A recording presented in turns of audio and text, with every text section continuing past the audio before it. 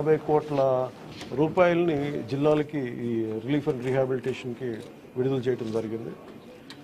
అలాగే ప్రతి ఒక్కరూ కూడా ప్రభుత్వం అభివృద్ధిని కాంక్షించే ప్రతి ఒక్కరూ కూడా నేను ఇదే కోరుకున్నా. ఈ ప్రకృతి విపత్తు సమయంలో ఇది నిందల కంటే కూడా ప్రజలకు మనం ఎలా చేయాలనే దృష్టిలో పెడతాం. భవిష్యత్తులో ఇలాంటి జరగకుండా ఉండాలంటే ఎలాంటి చర్యలు తీసుకోవాలని మేము క్యాబినెట్లో చర్చించి గౌరవ ముఖ్యమంత్రి గారి దృష్టికి తీసుకెళ్ళి దీనికి ఒక ప్రతి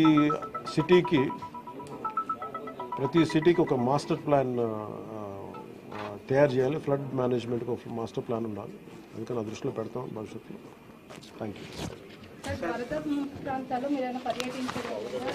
అంటే ఇది ముందు రోజే అనుకున్నాను. యాక్చువల్గా ఇది మా దృష్టికి ఏంటంటే ముందు 1వ తారీఖు అనుకున్నప్పుడు అందరూ ఏమన్నారంటే మీరు వస్తే ఇది మాకు ఈ రిలీఫ్ ఆపరేషన్స్కి ఇబ్బంది అయిపోద్ది, మాకు దయచేసి మీరు ఈ రిలీఫ్ ఆపరేషన్ మీరు అడ్డం అయిపోతారని చెప్పేసి వారి సూచన మేరకు నేను ఆగిపోవాల్సి వచ్చింది.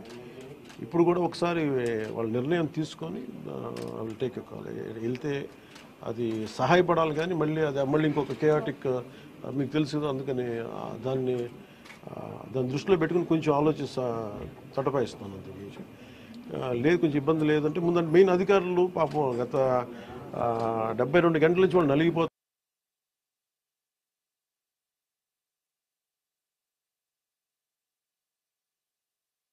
అని చెప్పి నేను దాన్ని దృష్టిలో పెట్టుకొని నేను స్వయంగా పర్యవేక్షిస్తున్నాను. 4 రోజులుగా పవన్ కళ్యాణ్ ఉప ముఖ్యమంత్రి రాలేదు, ఎక్కడ పోయాడని చెప్పి విపక్షాలు ఆరోపణ చేస్తున్నారు. బాధితులను పట్టించుకోలేదని చెప్పేసి ఆరోపిస్తున్నారు. ఫిజికల్గా మీకు కనిపించడం పద్ధతి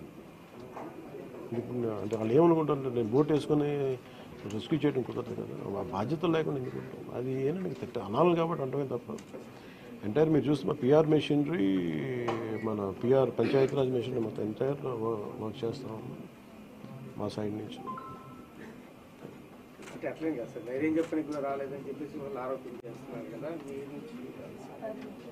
అది నేను అట్లా అనుకోవట్లేదండి. అంటే ఏమైపోతుంది, ధైర్యం చెప్పడానికి వెళ్ళి ఒక్కసారి మీద పడ్డారు అనుకోండి.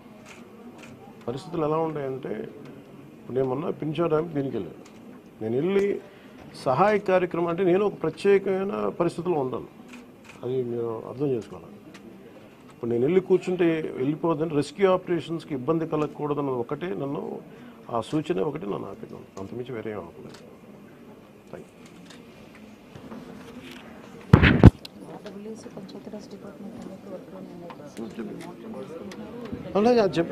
నిన్నే చెప్పాను అంటే పంచాయతీరాజ్ కానీ, రూరల్ వాటర్ సప్లై కానీ, ఇంజనీరింగ్ డిపార్ట్మెంట్ కానీ ఇవి కన్సిస్టెంట్గా పనిచేస్తున్నాయి in tandem with rescue operations. So దాన్ని కూడా మీరు దృష్టిలో పెట్టారు.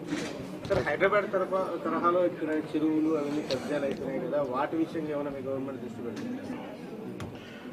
ఇప్పుడు ఇది సక్సెసివ్గా ఇప్పుడు మనం అంటే దీంట్లో ఇది ప్రతి ప్రభుత్వం తీసుకోవాల్సిన బాధ్యత ఇది. ఇప్పుడు దీంట్లో ఆల్రెడీ చెరువుల్లో కొంచెం నాలాల్లో కట్టేసినవి ఉంటాయి. అసలు ముందస్తుగా వ్యవస్థలు కనుక చాలా బలంగా పనిచేస్తుంటే పర్మిషన్స్ లేకుండా ఎప్పటికప్పుడు అది ఒక విచిత్రమైన పరిస్థితుల్లో అందరం వదిలేస్తాం, నీళ్ళు రావట్లేదని. ఎఫ్టీఎల్లో ఇప్పుడు మన హైదరాబాద్లో కూడా చూస్తున్నాం కదా, ఫుల్ ట్యాంక్ లెవెల్లో ఉన్న చోట్ల రావులని చెప్పి లాస్ట్ 20 yearsలో రాలేదని చెప్పి ఇల్లు కట్టేశారు. ఎప్పుడో సరదాగా మనం అది ఎప్పుడు ఈ జలవనరుల శాఖ ఎప్పటికప్పుడు ఇది కట్టద్దు, పర్మిషన్స్ ఇవ్వద్దని అంటుంది మళ్ళీ. కానీ దాన్ని స్థానిక మున్సిపాలిటీలు కావచ్చు, కార్పొరేషన్స్ కావచ్చు ఇచ్చేసిన పరిస్థితుల్లో మీరు హైదరాబాద్ చూస్తున్నారు. మనకు కూడా అలాంటి పరిస్థితులు ఉన్నాయి. ఇది సక్సెసివ్గా జరుగుతూ ఉండింది. దీన్ని ఎట్లా అడ్రస్ చేయాలనేది ఇది ఒక సోషల్ ఇష్యూ కూడా అవుతుంది. సో దీన్ని ఎలా చేయాలి, కొంత ఎడ్యుకేట్ చేసి కొంత అవగాహన తీసుకొచ్చి ఒక ప్రత్యామ్నాయం కల్పించి దీన్ని ఖచ్చితంగా అడ్రస్ చేయాలి, భవిష్యత్తులో ఖచ్చితంగా అడ్రస్ చేయాలి.